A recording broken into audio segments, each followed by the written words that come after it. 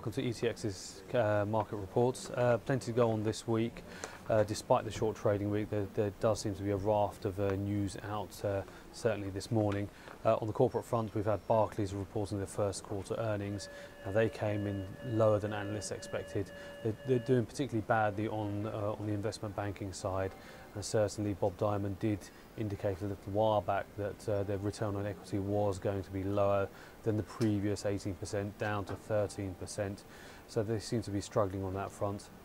BP have also reported their first quarter earnings as well, and despite asset sales and the increasing costs of the Gulf of Mexico spill, they seem to be doing relatively well, and this is down to largely the increasing price of crude oil, which is sitting well above $100 per barrel at the moment, so they're reporting well.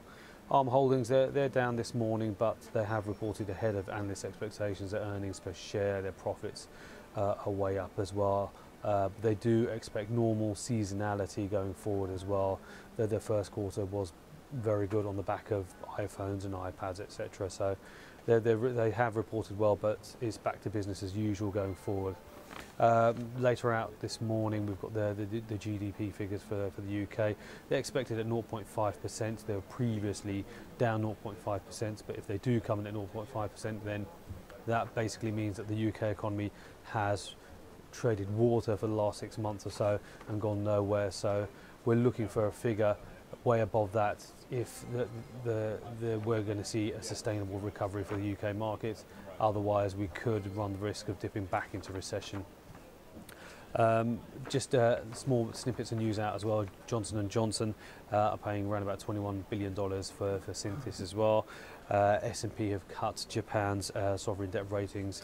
They've moved them down to a negative from previous stable rating, and this is purely on the back of what's gone on in Japan in the last couple of months as well.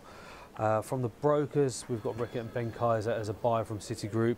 They've also got Petrofac as a buy, and Amec Holdings, or Amec as a hold.